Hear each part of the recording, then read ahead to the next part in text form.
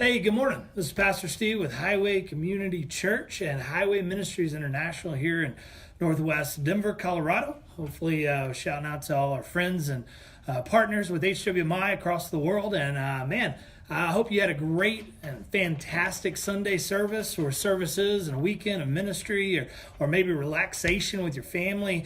So I'm just here once again with Highway Ministry International to bring you Monday motivation. Come on, Monday motivation. Let's get motivated for the week, because here's the thing. God wants to do some amazing things in the life of your church, your ministry, and your family, in your personal life this week. And so here we just want to encourage you. We want to be a strength to you. And so as I was praying about it this morning in my own morning devotions, I felt like this passage kind of came up. And so these thoughts I wanted to convey and just hopefully this translates into your pursuit of God and your desire to be a great leader in the house and in ministry. And so you find a passage in Luke chapter 11, and different gospels say this passage a little bit different, but Luke chapter 11, the disciples are with Jesus, his followers, those that are entrusted to his care.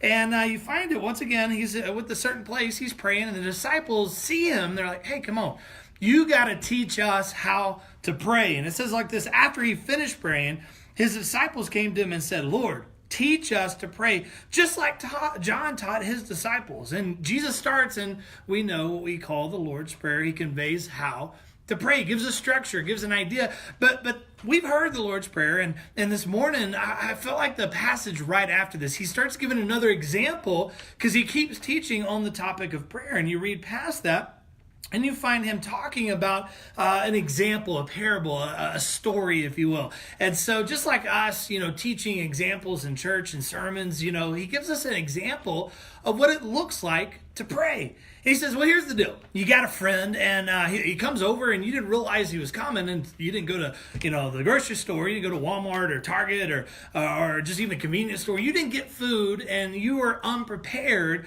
to serve your friend when he comes in. So it's about midnight.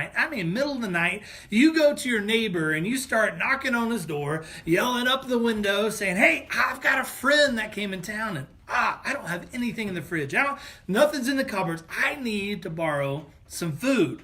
And so here's the thing he says. You read down in verse 8. The friend's like, the neighbor's like, man, don't bother me, man. Go back to bed. Man, it's late at night. What are you doing? But here's the thing he said, but I tell you, Jesus is saying this, I tell you this, though he won't do it for friendship's sake. So, you might think he's a good friend, but Jesus say, hey, just for friendship's sake, he's not going to do it. But here's the thing. If you keep knocking long enough, if you keep going to the door, getting his attention, keep knocking long enough, he'll get up and give you whatever you need because of here's the thing, shameless persistence. I don't know, those two words just jumped off the page to me this morning as I was studying. Shameless persistence.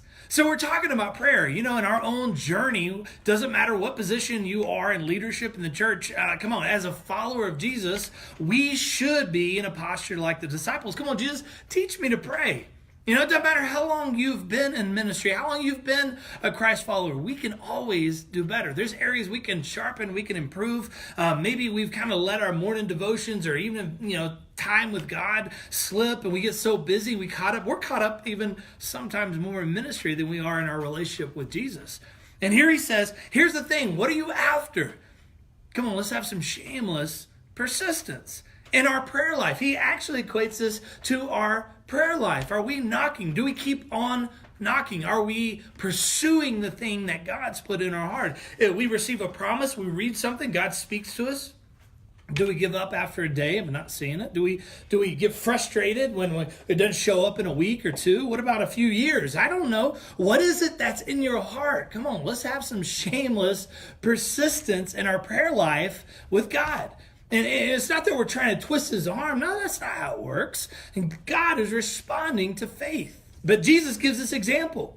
He says, come on, if your neighbor is going to give you in the middle of the night some food to feed your company, come on, let's have shameless persistence in our prayer life. Yeah, I was thinking about it, talking with my wife Missy this morning about it. Our oldest son Lance, when he was young, I mean, really young, we thought we lost him. There was this moment, and I mean, we were a little upset, worried. 2-year-old here, and we just had a newborn, our second child, and we couldn't find him in the house. And as a parent, man, that's the worst feeling you could possibly have. But through the night, I mean, it got pretty intense. We had not only people from the church helping look, we had the police there, and they were just about to call a bloodhound, as they called it back in the South, and to find our son, to sniff him out, to follow a trail. And we could not find him. But I had been that night running through the neighborhood, running down the road, checking in the convenience store down the road, a Subway,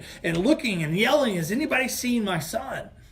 And so we get back to the house. The police say, you've got to stay here. Mr. and Mrs. Crowder, you have to stay in the house because we need to know where you're at. And even sitting there, I was like, I can't just sit still. I have to look. And I remember that night getting up, and I went around the house again, went back into my son's room, and sure enough, we find him hidden under his pillows on his bed. He had all these stuffed animals and stuff, and I remember looking at the bed, and I looked up and saw the bottom of his feet. Well, here's the thing. It's a father's heart to be shameless in our persistence of our kids. And the thing, it reminds me of us in our prayer life. Are we persistent for the answer, the promise, the thing that God's given us? Are we persistent like that no matter what? We're going to keep looking. We're going to keep knocking. We're going to keep searching and reading and believing and praying. This last fall, probably towards the winter time, I got a text, and as you know, in your phones, if you don't have a name with it, you're wondering, okay, who's this coming from? And this text kind of caught my attention. It almost caught me off guard, and it said, hey, I've been praying about you and praying for you, and I just feel like God's saying these things of, what are you believing for your church? And right on the heels of that came the question, and how much time are you spending praying for it? And I was like, wow, it kind of cut me. I'm like, at first, I wanted to be defensive, like, okay, who is this? But I responded and said, hey, I would love to know who this is, because you nailed it on the head on both things. I had known God was talking to me. Steve, how much time are you spending talking to me about the things you want to see happen in your ministry? So, I mean, here we are living in Colorado, 11 years since God dropped in our hearts Highway Ministries and National Vision, and planting churches and training leaders in our church here in Broomfield and Northwest Denver. We've just celebrated in the spring our 10-year anniversary. But guys, there's things I'm still believing for. I believe I'm at the beginning of ministry and what God's put on my heart, the vision he placed inside me a decade ago. I believe I'm still at the beginning. And so God's asking me, hey, how much time, Steve, are you spending and shameless persistence? Because it kind of came to mind of most of the time when we're in ministry leadership and we think we've figured it out, we've got it, and even that text ended up being, from one of our church overseers in Uganda. And he has different numbers, and that was just one number I didn't have in my phone. And I was so glad that my heart is teachable. Because even before I knew that was one of my overseers, I knew they were confirming something I already felt inside. So maybe today it's just simply confirmation that in your journey of leadership, in your spiritual journey as a son or daughter in the house of God, maybe this is just a reminder, come on, what is it in our life, in our prayer life, that we could sharpen up on? Are we looking at this example and reminded, hey, I have this shameless persistence in my prayer life? Or, for some of us, maybe it's a stubborn resistance. I think that's a lot of times our problem. We are asking God for all this other stuff, but we haven't even responded to the things he's told us already. We resist his influence in so many other layers and areas of our life that we're like, God, I want this, but I don't want to deal with that. So today in our prayer life, church leader, pastor, is it a shameless persistence or a stubborn resistance? And you know what that looks like. You know what it's like to resist the thing God's instructing. Maybe you're watching this and God's been talking to you and telling you some things in your personal life you need to shift, you need to adjust. Just like he was telling me, Steve, you need to spend more time with me. I was a pastor. Come on. I've been a pastor for years now. So I'm a pastor pursuing leadership in a church, and God's saying, man, you need to spend more time with me. So I'm here to tell you, I'm loving the journey. Even yesterday after a service, one of the ladies in our church came up and said, Steve, I love seeing that you are growing as a pastor and as a son. And for me, that's an encouragement. That's excitement because I feel it. I feel it in this season. Every day I'm spending time with God. I'm pursuing Him in prayer. I'm trusting Him, and I'm believing for greater things in my own life and ministry. So here's the thing. We're believing for you as well. We want to see you grow. We want to see you established as a son in the house, as a daughter in the house. And in doing so, as you lead in your own personal journey, I believe you're going to be set in a place for success with your ministry.